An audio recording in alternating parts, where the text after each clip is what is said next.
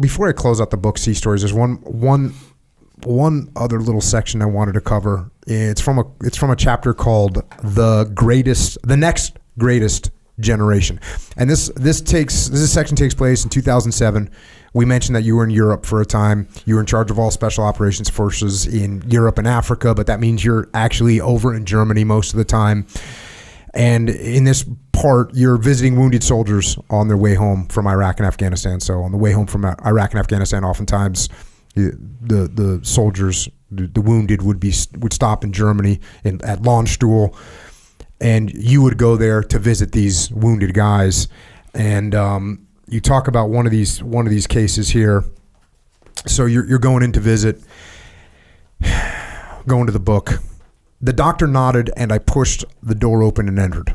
Lying on the bed, completely naked, was a young soldier not more than 25 years old. His body was swollen from the impact of the blast. Burns covered the upper half of his torso, and below his waist he had lost half of one leg and much of the other. His face was so badly damaged that his eyes were almost sealed shut and his lips burned clean off. Life-saving tubes extended from just about every orifice in his body, and monitors around the room beeped continuously. "Sir, he can't talk, but he can hear you, and he likes to engage people," the doctor said. I slowly walked up beside the bed. "Hey, partner, my name's Admiral McRaven." I could see him acknowledge my presence. "You look like shit." He managed to smile and reached out his hand toward the nightstand. The doctor grabbed a clipboard and handed it to the soldier. "He likes to write out his responses," the doctor said. Pulling the attached pen from its holder, he scribbled on the notepad, "You should see the other guy." I laughed and he chuckled with me. "Looks like they're taking good care of you. Is there anything you need?" Once again, he grabbed the clipboard and wrote, "A beer." The doctor looked at me and reluctantly shook his head. "Well, I'll tell you what. When you get back to the States, get well, and the beer's on me." He just nodded. I was struggling with what to say. I had been in these situations hundreds of times before, and all you could do is make small talk. Normally, I knew the soldier or his unit, and I had something more significant to offer. I walked around to the doctor's side of the bed. "Is he a Marine or a soldier?" I whispered to the doctor. "Sir, I don't know. I'm just the attending physician. I can find out for you, though." "No, not necessarily. Not necessary." Walking back around to my side of the bed, I leaned over to the young man and asked, "Are you a Marine or a soldier?" He seemed agitated by the question. He pointed to a tattoo that was etched on his thigh. He must have assumed that the tattoo was fully visible, but the blast had burned the leg so badly that only a smudged outline appeared. I looked closely and could see the image of a big red one, the 1st Infantry Division. "You're a soldier," I commented. He grabbed the clipboard. "Infantry," he wrote. Infantry. The toughest occupation in the Army, I thought.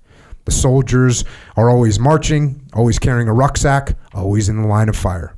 You have to be strong and fit to last in any infantry unit, particularly during war. As I glanced at the young man's battered body, I wondered if he fully understood the degree of his injuries. He noticed me assessing his physical condition, and suddenly a look of defiance came across his swollen face. He rolled in my direction and then wrote slowly in capital letters, "I will be infantry again."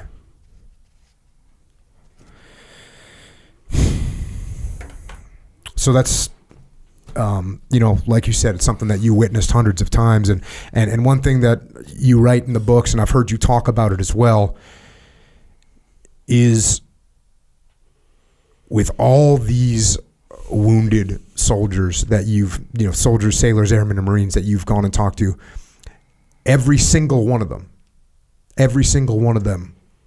has just wanted to get back to their unit and get back in the fight. Yeah, and you've been there, you know that, and it is remarkable to me. And I think of to your point, hundreds of these guys that I've met, never once did I hear anybody complain.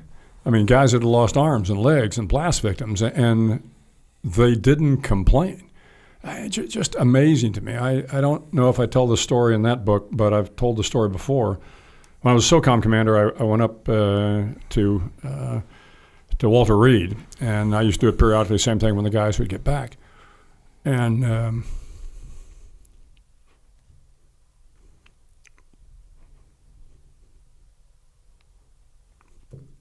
I know I had, before you jump into that, I had one of my guys, Ryan Job, who was shot in the face. He was blinded. And I'm talking to him.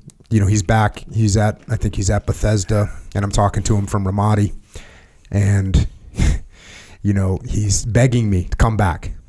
And he says, you know, sir, I'll get my pig. You know, he's a pig gunner. He's a 60 gunner. He goes, sir, give me my pig. Don't worry. I might not be able to see him, but I can smell him. I'll get him. And you know, there's just the attitude. And same thing with the first guy that I had that got badly wounded. A guy named Cowie. And Cowie was, you know, we didn't know if he's going to keep his leg, but he was shot up bad. He's on morphine or whatever he's on. And we'd have been in Ramadi for a very short period of time at this point. And I get to the Charlie Med, the field medical area, and I roll in there, and he's, you know, he holds out his hand, and I grab his hand, and he like pulls me in close, and he just whispers, he's, you know, sir, let me stay. I'll sweep up. Just please let me stay. Don't send me home.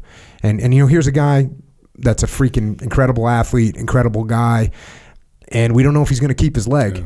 And the only thing he cares about is, you know, can I stay? Right.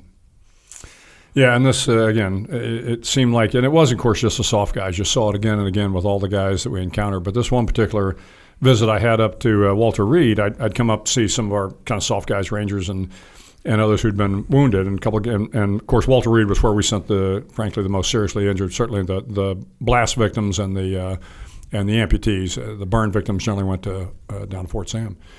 But I'm up there visiting a couple of guys and talking to them and their wives and everything. And you know how to talk to these guys. I mean, they're guys that are Rangers or Delta operators or SEALs. And that particular day, there were 3 or 4 of them there. And then afterwards, a sergeant major who's escorting me around says, hey, sir, there's somebody else I'd like you to meet.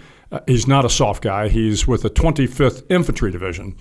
And he was in Iraq in a vehicle. The vehicle got hit by an explosively formed projectile. He is a quadruple amputee. And I said, hey, absolutely, I'd love to go meet him. So I go up to the second floor of the rehab center there. And I see the young man standing off to the side, and he's kind of leaning up against the rail. And, of course, he's only about yay big because he's got no legs. And so I come over to talk to him, and I kneel down so I can kind of get eye to eye with him. And I didn't know what to say. I mean, what do you tell a young kid who's lost both his legs, all of one arm, and most of the other arm?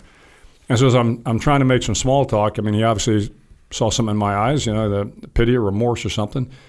And he turns to me and he says, sir, I'm 24 years old. I'm going to be just fine. I never forgot that. I'm 24 years old and I'm going to be just fine. And all he wanted to do was, his unit was still in Iraq. And he said, can you get me back to Hawaii so I can be there when the 25th Infantry Division comes back? So I think we can manage that. And we did. And he was able to get there and meet his unit when they came back.